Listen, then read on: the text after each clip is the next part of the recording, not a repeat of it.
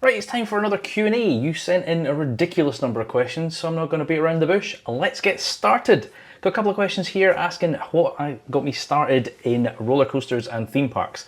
Short answer is my divorce. After that, I realised that theme parks were about me and not the kids, and then the rest is history. Right, got a couple of questions here around about fairground rides and my first memories of them. I used to live in the high-rise flats in Edinburgh, and there was a massive field, there still is a massive field outside those high-rise flats, and up until about 15 years ago, maybe 20 years, there used to be a travelling fairground. So I'd literally see them out my living room window and regularly go out and experience them. In terms of rides, it was all the classics, you know, the waltzers, Miamis, all that kind of stuff. Yeah, I don't think there was anything special that rings a bell, but that's kind of my first introduction to rides. Did you make use of your physics degree in a work sense? Not really.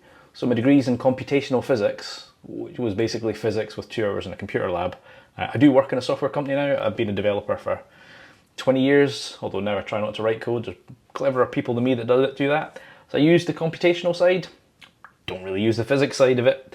And if you've seen previous ones, you know I went on a log flume on the front row, thinking that the water wouldn't get me. Yep. A few questions here asking if YouTube is my full-time job. Well, it's not, as I've just said there. I work for a software company, writing software, helping write software, etc. So this is a sort of pastime in the evenings and weekends. And it takes a lot of time. What's your advice to give to a fellow 35-year-old father who wants to do content? Just start and practice. Like everything else, it is a skill that you pick up over time.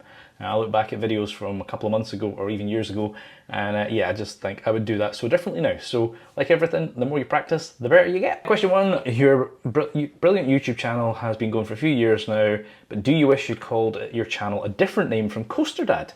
It's a good question. It's kind of like now synonymous, right? People say, oh, there's Coaster Dad, oh, there's the father of coasters. Somebody called me Flat Ride Father the other day, which I thought was quite quirky. I don't know, like it scales. At some point my kids will probably have their own children and then it'll be Coaster Granddad.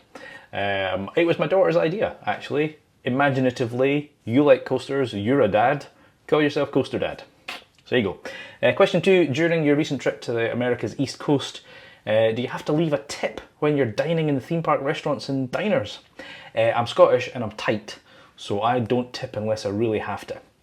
And I hate the culture over there that forces you to tip because they won't pay their staff. So I did tip in some places, but if I'm just getting a kind of burger and chips in a fast food place, absolutely not. Right, if you had to pick one roller coaster, Chris, what would be your #1 favourite? I mean, at the moment it is Top Thrill 2. I did a top 10 before I went to America. I've not done a kind of revised version yet because I've still got Europa Park and a few other parks to do in a couple of months' time. So towards the end of the year, I will see if that has changed. Definitely #1 has changed because Top Thrill 2 is now there. What's your #1 bucket coaster? That's probably Falcon's Flight, although I am nervous about that one. What ride in the UK would you queue the longest for? I actually really like the Swarm at Thorpe Park. I think it's underrated, and I do like a wing coaster, so probably that one. What's your favourite seaside theme park in the UK? Probably Great Yarmouth. To be fair, I've not been to a huge number of them. You would think it's Blackpool, and the Blackpool I remember as a child, probably yes. I think the seaside Blackpool piece just isn't, I mean, you see Great Yarmouth and you think that's what I remember Blackpool being when I was younger, and Blackpool's just lost it, so Great Yarmouth. What is your favourite roller coaster in Europe? Well, right now it's Shambhala. Do enjoy that ride, but as I've kind of alluded to, I have a number of European trips in the next couple of months. I've got high expectations for Voltron, so we'll see what that does. What's your favourite RMC? There's only 2 RMCs that I've enjoyed out of the 6 that I have done. And Arangwazi is the top. It is fantastic. I want to get on Zadra because I believe it's kind of the European equivalent, the sister off. So I want to see what that's like. What's your favourite ride from the America trip? And why also love your content? Keep it up. I'm going to say, because there's a few similar questions here, I'm going to say Phoenix at Nobles. Because it was absolutely batshit crazy. That wooden coaster is mental. And it was, because we were there as a group, there was the whole kind of atmosphere of the group. And it was brilliant. It was a magical moment. We all absolutely loved it. So yeah, that would definitely be that. Got similar questions here. What's your favourite park from the US? There was a few good ones on that trip, for sure. I would say probably Hershey's and Busch Gardens stood out to me. I still can't get over how different Busch Gardens Williamsburg is to Busch Gardens Tampa. Didn't like Tampa, really liked Williamsburg. So if you've done one, don't discount the other one. Unless you've done Williamsburg, then don't bother going to Tampa. What was your least favourite USA park? Do you know what, it's probably Six Flags America, and I think it sounds like we had a really bad day in terms of one person commented that was there the same day as me and the second day, like the day after, and said it was night and day. The second day everything was open, it was all running. I've watched a few other vlogs from people lately who've been there, and now at the time of recording the Batwing has permanently closed. The park itself shuts in a few months. But yeah, I'm just disappointed that we missed out on a few creds. They may not be anything special, but you know, they're not going to be credits that I'm going to get because I don't think Six Flags is going to keep very much from that park. What has been your favourite trip this year? Well, obviously it was the USA trip. I've done loads of good trips this year, and I've got a few more still to come, as I say, but USA definitely stands out. If there's one park that you wish you could visit again for the first time, what would it be? A Cedar Point, actually. And I've said this before, a few people thought I came across as grumpy in that video, and I was exhausted, so maybe I was a bit grumpy.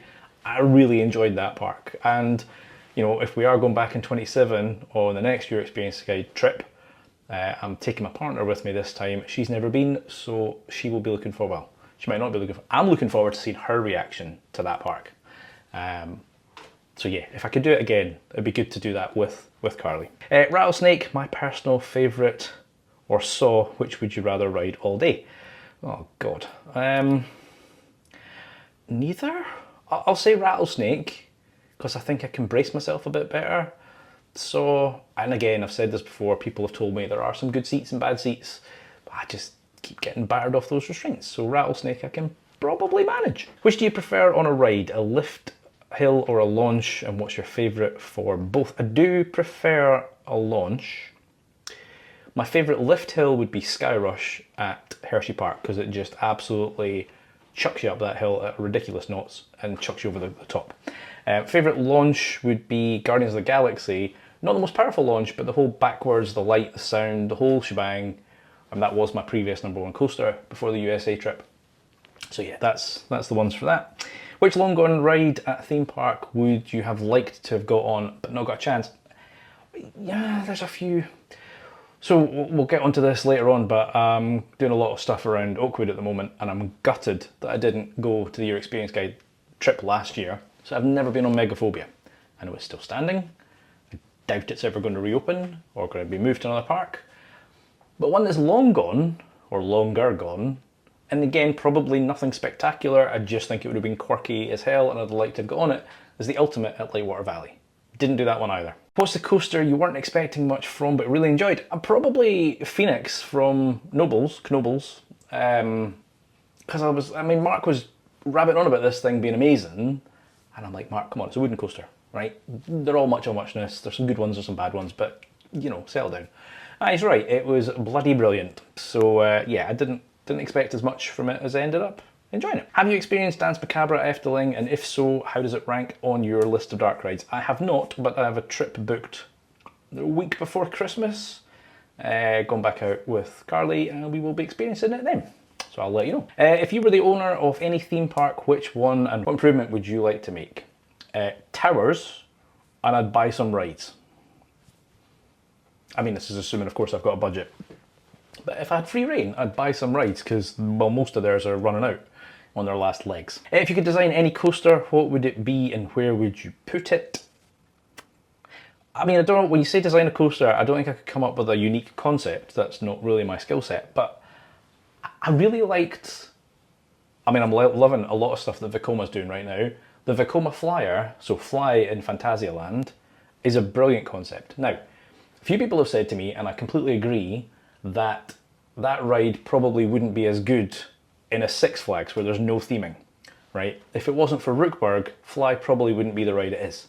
And they're not wrong. So I'd like to see a Vekoma Flyer, because I'm surprised we've not had another one, and I'd put it in Blackpool. Although from what I've just said, theming's not their strength. They are trying. You can tell they're sort of trying to shift a little bit, but yeah, probably that. If you were to make a theme amusement park, what 5 existing rides would you choose? I actually got a few similar questions here What rides would you choose, etc. Probably some of my favourites. So Top Thrill 2, Guardians of the Galaxy, Phoenix that I've just mentioned, Arangwazi, Shambhala. IPs, I don't know. I kind of like the Harry Potter stuff. So maybe Hagrid's. That'd be in that IP that goes with it. If you could have one roller coaster in your back garden, which one would you pick? It would need to be a Lego one because my garden is tiny. But Top Thrill 2. Right, a few similar ones here. If you could move any European park to the UK, which one? If you could have any park outside your house, what would it be? And if you could take any USA park from your trip and move it closer to home, what would it be? All right, so let's do a European park. Now, I've never been to this park. And I've got this booked in some point in November. But they've just won the Golden Ticket Award again for Best Theme Park. So I'm going to say Europa Park. I'd bring that closer because I don't think I'm going to have any issues with it. I have spoke to people that aren't fans of it, but they are very few and far between. So I suspect it's going to be a cracking park. In terms of American park, I would probably bring Hershey's. I'm not a fan of their chocolate, but that was a really, really good park with some great rides. If you had to sit on a UK coaster in a park all day and ride it, what would it be? And second question, what's your death row meal? I mean, if I had to ride it all day, I'm getting old and I want comfort, so I'd probably choose Icon. Not the most thrilling thing by any stretch of the imagination, but very, very comfortable, and I could easily sit on that all day. And as for the death row meal, let's hope I never need it. What would you put in a park? Not coaster or rides, but something to draw people in to make the park to remember, especially for non-coaster, right? Theming. I think theming is important. I know there are some people who don't care about theming, and that's fine. We all have different opinions and likes and dislikes. Some people are just there for the thrills, so you know, the Six Flags bigger, better, faster works. And don't get me wrong, I enjoy those as well. I just think when you've got that whole package, it's kind of why Guardians of the Galaxy was my number one. It is not the best coaster out there by any stretch of the imagination, but I like Guardians of the Galaxy. I love the audio on it. I love the theming around it.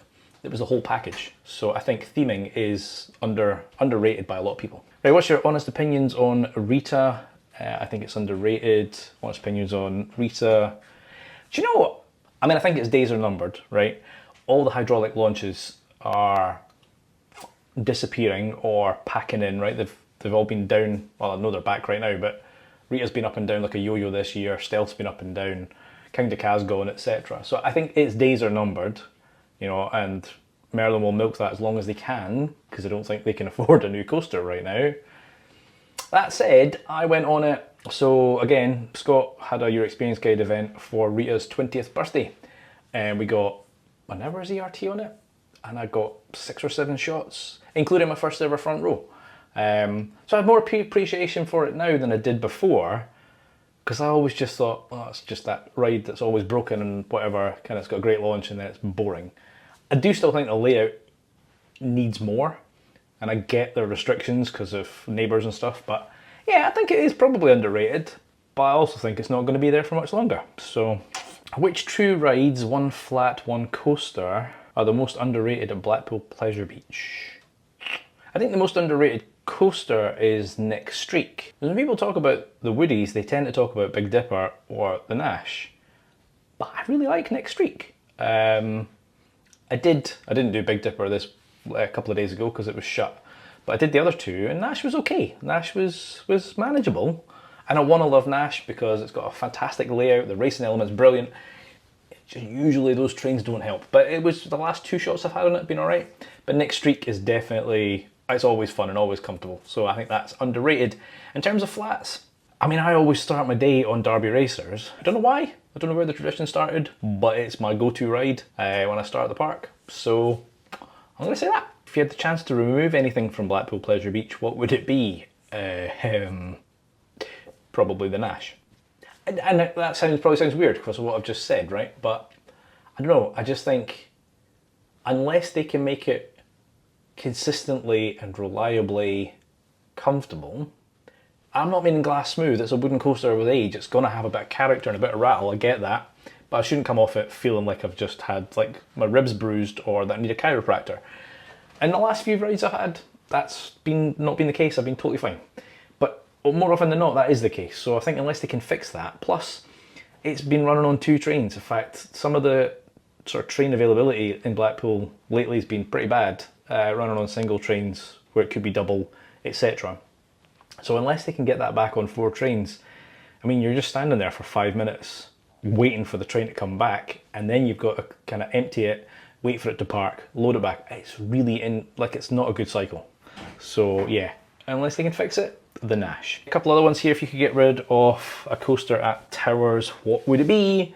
Galactica. I like Galactica, but it's had its time and feels out of place next to all the other rides in Forbidden Valley, and I had a problem with prototypes. And Towers had that thing about doing prototypes is, yeah, they're the world's first, but then the next model's 10 times better because they realise they can push it further. So, I don't know, that would be the one I would get rid of. If you had to remove one ride from Thorpe Park, but also refurbish one, what would they be? I'd remove Ghost Train because it's crap. Don't like it, waste of space. It's not even a ride, it's just kind of like a walk-through experience. And the actors do an alright job, but it's just not for me.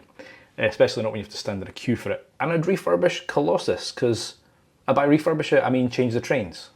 Because the layout's alright, but the trains are, I mean, I keep saying I'm a short arse, I'm 5'6". I struggle to get in those things. If you are like, you know, high 5 foot, close or 6 foot and above, good luck.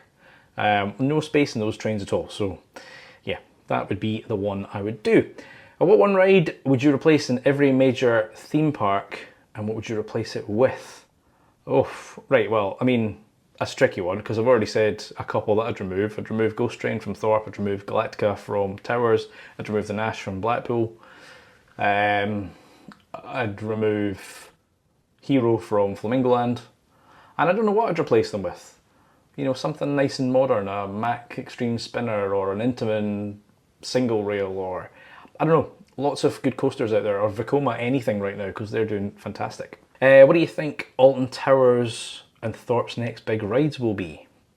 Probably nothing, because Merlin's not in a good spot right now. I'd like Thorpe to get a Woody. I mean, there was some proposals for a Woody where Hyperia is, never happened. Towers, I've said, could do with a water coaster of some description, but yeah, I don't know if and when any of those things will ever happen. What do you think Pleasure Beach's next coaster will be, because they desperately need one? They do. Well, I think we're going to be waiting. In fact, I've just had a video went out tonight of me in the park. So I think the Grand Prix area is the candidate for whatever's next. Yes, you've got, well, I was going to say yes, you've got all down the Bolodrome, but that's now Evictus. So we know what that area is going to be. So you've got the Grand Prix site and all the stuff, all the sort of rides, the Thompson's Carousel, the Alpine Rally, Eddie Stobart. There's a few people thinking that Avalanche will disappear in the next few years and make that an even bigger space. Maybe it will. In terms of what it'll be, I don't know. I think they could go one of 2 ways. They could go something, now if it's 4 or 5 years, this might not be as impressive. They could do a tilt coaster. You all know I did Cedar Point's Siren's Curse and absolutely loved it. And it would sell itself, right? That coaster would be all over the media. People would be like, oh my God, you need to get on this ride, it's terrifying, blah, blah, blah. And they could make a really tall one, right? So that would just add to that. But I don't think Thrill Coaster is likely. You know, they've taken out family attractions. Now, unless they're moving to more thrill demographic, it's going to be a family thing that comes back. So, I don't know. I kind of had joked with Andy Highgate about getting something like Yoi. I've not experienced it, but I've heard so many people saying it's not great, that the chill side's better than the thrill side. And I've done RMC single rails now, they're terrible. So maybe I don't want that. But yeah, I don't know what they would be next. But I still think they've got a plan. I just think their problem is their budget. I think they have great ideas and a great talented team in PB Studio.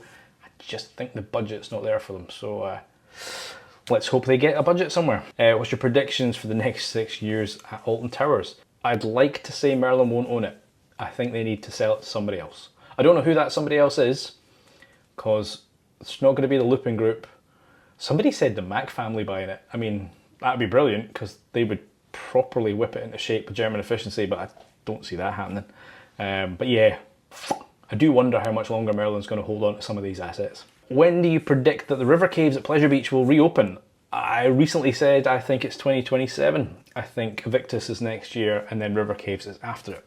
I do believe they've finally started the work inside there, from speaking to some of my sources.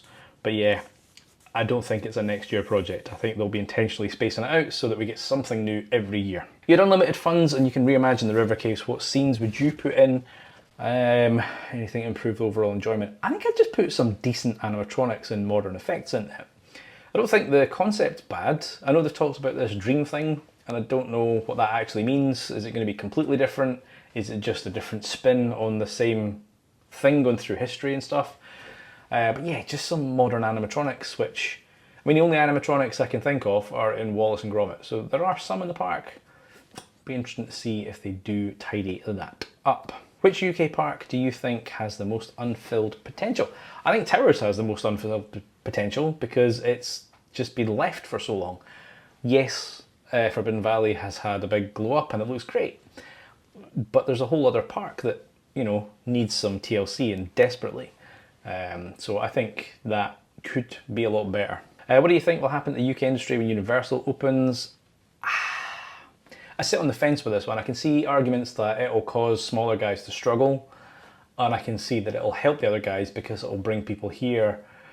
It depends. I think because of its location, Bedford might cause people to go, oh, I'll just nip to Thorpe Park, I'll go to Chessington, I'll go to Legoland. Will they come up to Towers? Will they come up to Blackpool? Some might, most probably won't.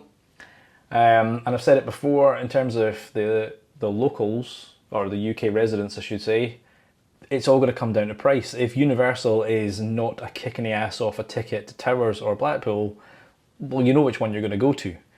But when people are already struggling to afford Blackpool and Towers, if Universal comes in and it's 70 quid a person, 80 quid a person, £100 a person, they're not going to get a lot of locals. They're going to get more international people coming over. So yeah, I think it could go one of two ways, and I genuinely don't know which way it is going to go. If the Knoble family were visited Blackpool Pleasure Beach, what do you think would be the top 3 pieces of advice they would give? I think they would suggest bringing Paper Ride back, right? Because they still do that quite successfully, and I know lots of people want Blackpool to reconsider it, so I think that'd be one of them. Better maintenance on the old rides. You know, I've got a lot of love for Blackpool Pleasure Beach, and they've got an amazing team, but I just think that, and it could come down to budget again, I just think that some of the maintenance is why we're running on like 1 train instead of 2 trains. And I think the third piece of advice might go the other way. Maybe Blackpool can tell Knobles how a toilet should be designed, instead of those big American cubicles with big gaps. What would you do to improve the new Toxicator ride? More intense cycle. Even if it was like later in the day, like, you know, Gold Rush at Drayton Manor, cycle 1 in the morning, cycle 2 in the afternoon. Do that at Towers. Just make it, if you want the intense one, come back after 3 o'clock. And, you know, we'll do more spins and make it more like Talican.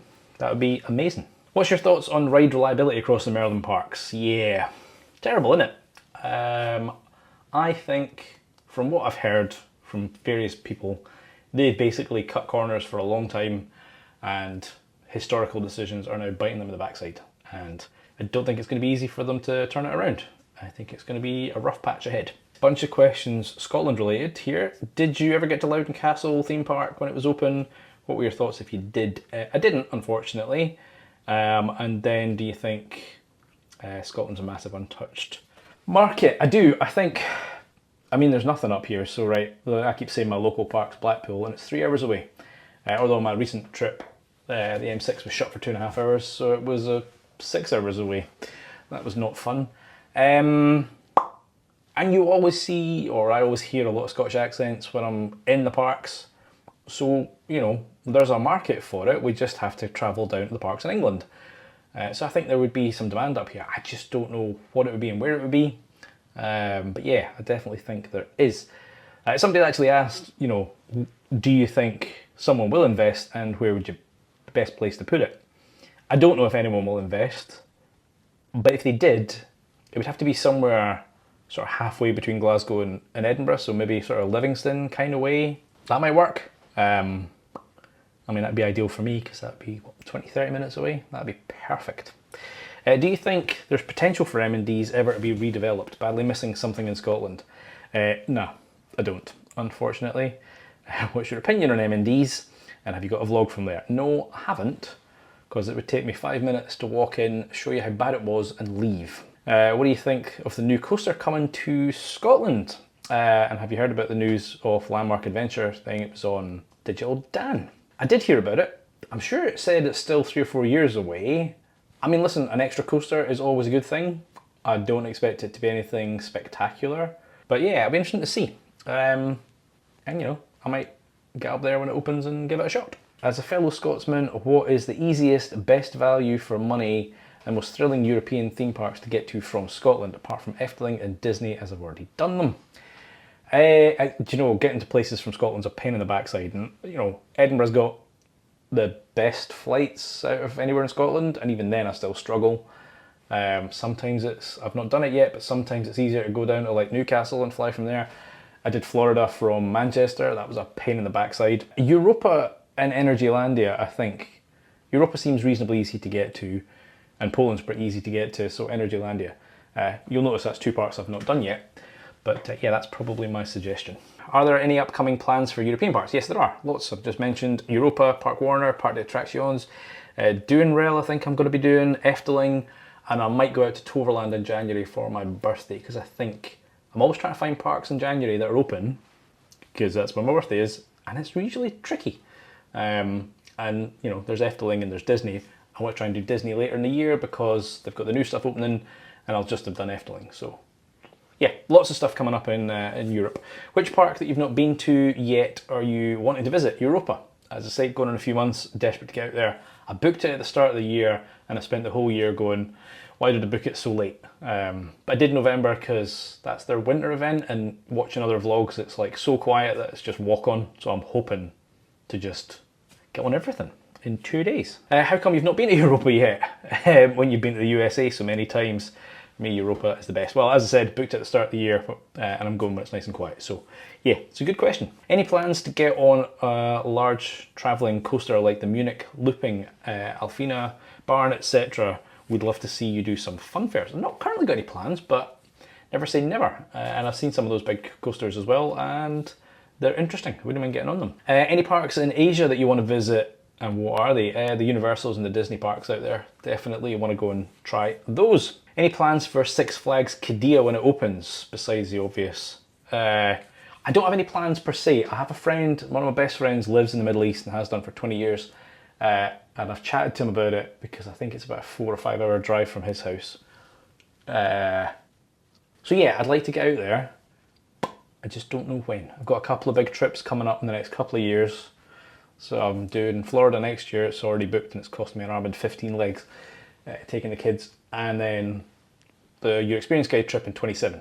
So 2 massive trips for the next 2 years. I don't know when I can justify squeezing in the Middle East. Would you rather go the opening day for Universal Great Britain or the opening day for Falcon's Flight?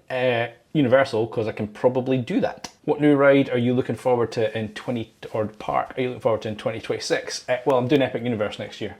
As I say, I've just booked Florida, so yeah, definitely looking forward to that one. Spooky season theme park plans. I've got tickets for Fright Nights, which I've never done. I've got tickets for Journey to Hell, which I enjoyed last year. And I'm curious how that's going to work with the building site for River Caves. And Scarefest, I'm doing that, and I'm also doing the behind the scenes of Compound. Not part of the content creator program, or that isn't anyway. They emailed us and said, we can't give free tickets, but here this is coming out, so I booked my own ticket. And then I can't film it, so I'm going to be walking around with a notepad and paper. Which Halloween event are you looking forward to the most? Probably Thorpe Park, because I've never done it before, and I really want to see what Fright Nights is all about. We bought Blackpool Platinum passes for next year, and we're looking forward to getting to some European parks. In your experience, what's the best way to get to Efteling? Everyone says to fly to Eindhoven, and I've done that, but it really depends where you're flying from. So for me, getting to Eindhoven is certain days of the week, and the flights are infrequent. I, on this trip and on previous trips, fly to Amsterdam because there's like 4 or 5 flights a day from Edinburgh, so I can just do that, hire a car and drive. So really depends where you're flying from. Eindhoven is the one everyone talks about, but if that's not a frequent flight for you, think about Amsterdam and hire a car. Right, love your channel. Any plans to do more history series? I really enjoy that. Yes, and I'm working on it at long last. The next one that won the poll was Oakwood, and I've been doing that in the past couple of weeks. They do take a long time to put together, as I think I've said before. And I'm actually getting really annoyed that I didn't go to Oakwood last year because I'm doing this research and I'm like, might not have been the best park out there, but there's definitely some stuff I would have liked to have experienced whilst it was still there. Can you do a series on every UK coaster? Probably not. That's a lot of coasters. If you had to do an all-day challenge on one coaster cred that you have, what would it be and why? If it was one cred that I could do all day, it would be Guardians of the Galaxy. As I said, I love that thing. Are you planning more vlogs with other channels? Nothing in the pipeline, but I chat to other channels quite a lot, so never say never. You planning any more content with your followers? Again, nothing in the pipeline. That's obviously referencing the video I did where me and Ben raced around Pleasure Beach. Again, I'm not against doing anything. There are a number of people who follow me and I chat to regularly through videos and social media and stuff and DMs. Obviously, if I was doing something like that, it would be with somebody that I have built up that rapport with. You know, it's not going to be somebody that may have watched my stuff since day one, but if I've never spoken to you, I'm not going to suddenly turn up at a park and do a challenge against you. So never say never. Some people have asked me to do a rematch against Ben, and Ben and I have talked about it. It's not looking likely this year because I've got a very busy lineup, but you never know. Maybe next year we'll do something else. Do you like it when you're in a park and fans come up and say hi? Absolutely. I've said it before. Please do come say hi. I've had so many people say, no, I saw you, but you were busy. I didn't come say hi. Just come and say hi. You know, even if I'm filming, I'll stop. I'll talk to you. I'll go back to filming. It's not a problem. Quite a few people came up to me when I was in Blackpool 2 days ago. So yeah, listen, if you see me, come say hi. I'm not scary. You're my favourite roller coaster YouTuber. Thank you very much. With so many coaster channels out there, how do you come up with your own content, and do you feel pressure to copy the bigger creators? Psst, you shouldn't, please don't, please keep being you. It's tricky, especially because where I live is not exactly on the doorstep of any parks, right? So I can't just be like, oh, I've not got a video, I'll just drive to Park X. I mean, I sometimes do that, but Park X is Blackpool and it's 3 hours away. So there is that challenge. Now I have self-imposed a routine on myself. There's obviously no requirement on YouTube to put videos out at a regular basis. I try and do a video twice a week, Mondays and Fridays. Fridays at the moment have been park reviews, but I'm running out of parks. I do have some more parks coming, but I'm about to run out, so there'll be a gap and then we'll start back up again. So I am putting myself under a bit of pressure there because I would like to grow the channel. In terms of ideas, yeah, it's a combination. I've got some of my own ideas. I do sometimes use tools. There's a tool for YouTube called vidIQ, which I pay for, and it's kind of an AI thing, so that kind of helps. It analyzes your channel and goes, these videos did well, why don't you do videos like this? Yes, I watch other theme park channels, so I might get inspiration from them. I wouldn't copy per se. I'll be honest, I did once. I did a video, it was like crazy stories or something, and it was very, very, very similar to a video I watched. And I was still new to YouTube, so I didn't quite get how it worked. That video was quite new itself, so people were like, I've literally just watched this video. So if I was to do something like that, it would be a video that's been out for a long time, and I could do a different spin on it. If I could make it Coaster Dad special, then I'd do it. But otherwise, I try not to copy. It's the same as loads of people and plenty of my friends do things like the spin the wheel challenge and stuff. That's fine. I've thought about it and I'm like, that's their thing. I'm not copying that. So no, I do try not to copy, but it is difficult. You know, I'm kind of trying to come up with a list of ideas for videos, especially in the winter season when I'm not visiting parks as often. That's when I kind of need more of these list-based things like, hey, top UK parks, top Florida parks, top 10 coasters, you know, that kind of thing. So it's not easy. Why do you count everything as a credit? I'm pretty sure you counted Hershey Park's parking lot as a coaster. As I said before, I use coastercount.com. If they've got a tick box, I'm going to tick it. Even if people go, that's not a coaster, I'm still ticking it. Why do you use ChatGPT for stuff? I think it's one of those things. There are people who are dead against AI and there are people who see it as another tool. Like at my day job, we are actively encouraged to use AI for everything. Not because it's going to replace us, just because it's a tool that supplements. You know, people a few decades ago would look at Photoshop as cheating. Oh, that's not how you create photos. You should do them properly. You know, nowadays that's standard stuff, right? I think AI at the moment is just a little bit of an unknown, and it's hit and miss. I've used it for some stuff, both personal and professional, where it has done an amazing job. and I've done some other stuff where it's done a terrible job and basically spat out lies. In fact, one of the classic ones I heard was somebody asked AI, how many R's are in strawberry? And it said 2. And then they said, no, that's wrong. And it went, oh, sorry, there's only 1. There's 3 R's in strawberry, so AI isn't perfect. But it's a tool. So, you know, I think I use it, I sanitize what it says. Sometimes I don't spot stuff and it's like, oh crap. I've used it before for a post description and it said Evictus new ride for 2025 instead of 2026. So yeah. Do you like it? Lego?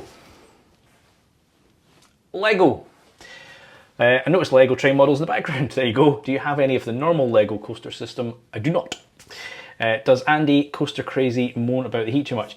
Andy, do you want to take that one for me, mate? Andy here from Coaster Crazy, and it's true, yes, I do always moan about the heat. I'm just a very warm person. I constantly sweat. Well, not in the winter. I prefer the cold seasons where I can wear a coat or something and keep warm that way. Any other time, this summer in the UK has been too much. America was too much. Going to Dubai's too much. I sweat at night in the bed. It's disgusting. I'm always hot and I'll always moan about it. So, take it or leave it. How exhausting was the trip to the USA? As it looked pretty intense. Summer heat and all the steps and stuff. Yeah, listen, it did catch up on me. The reason, so I did query with Mark why it's in June, because everyone's like, oh, in May it's nice and cool and it's quiet and blah, blah, blah. Apparently the parks in America tend to only open in the weekends until June. So it's quite late in the season, or quite late in the calendar year, when they start doing 7 days a week. And obviously if you're doing a trip like that, you want to go from park to park to park. So if you're just visiting a single park, great, go earlier in the year, go at a weekend, fine.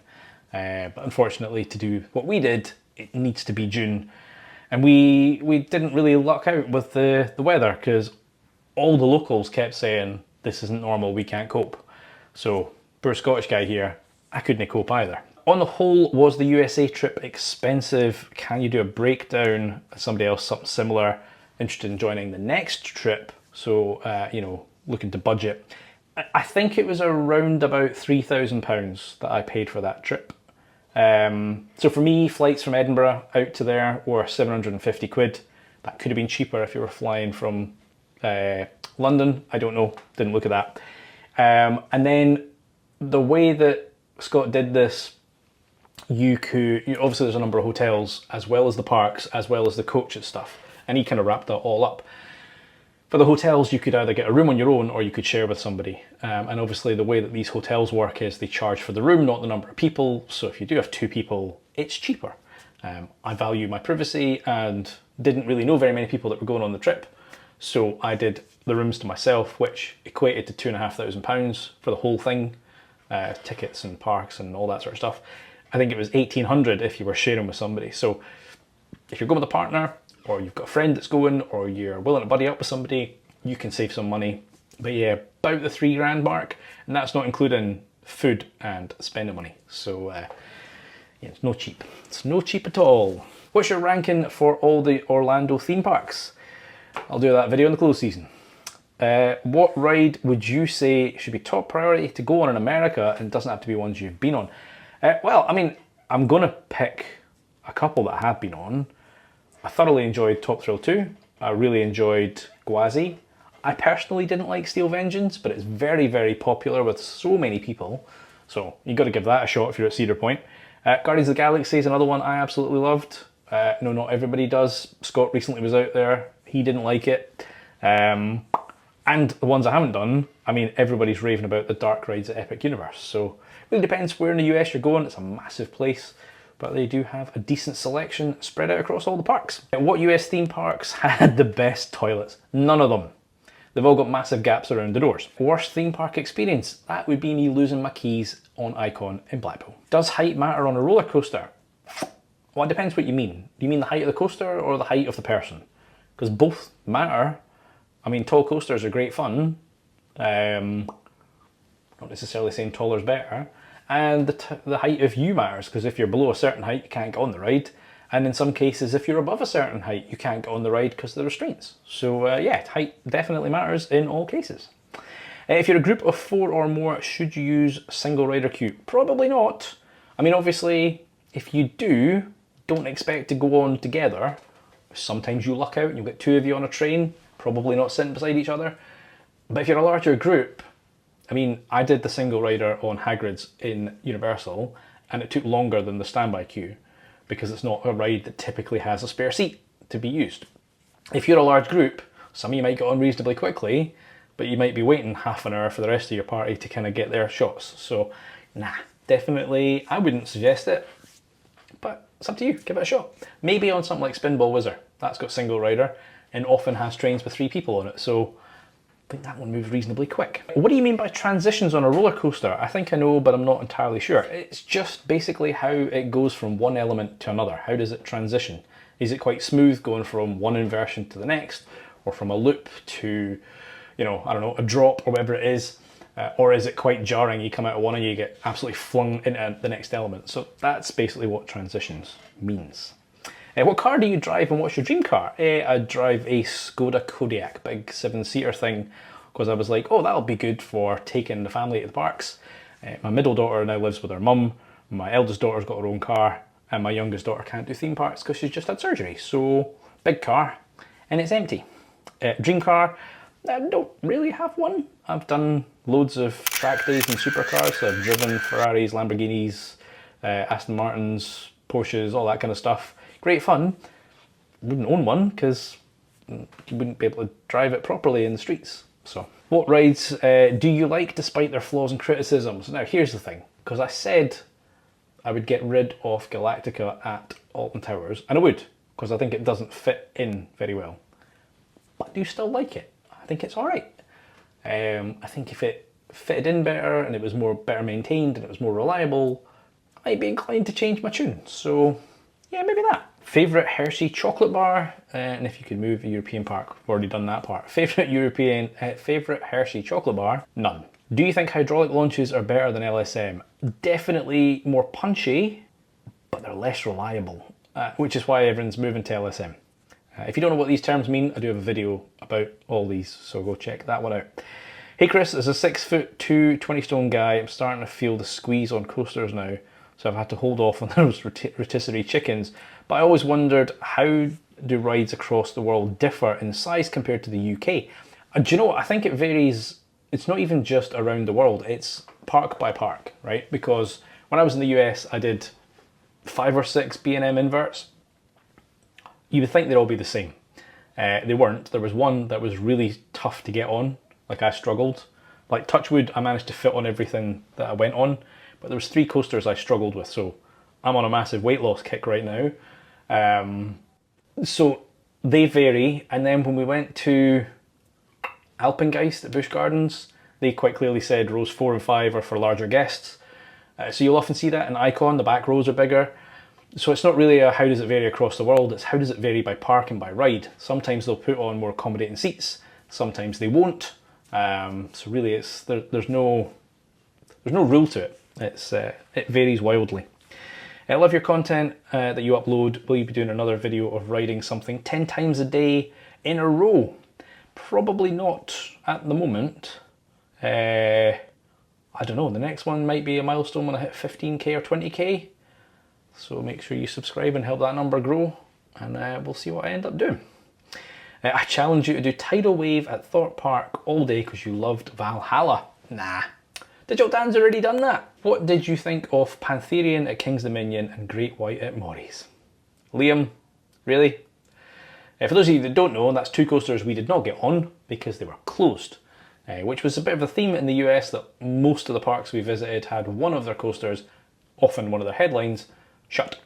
Some of them didn't. We did get a few parts where we did everything, but yeah, that's just the luck of the draw, I guess. Right, I've got a late question that's just come in, hence why I look a little bit different. As an older coaster enthusiast, do you feel a divide between older and younger demographic in the park, vlogging, YouTubing community, or does your love of parks and coasters create a union across all ages? I chat to many channels and fans varying in ages, right? If you talk about channels, there's a little guy called Theme Park Ernie who I bumped into in Alton Towers, and I've watched a number of his videos. So he's kind of school age. Then there's Josh, Theme Park Mad, he's just turned 21.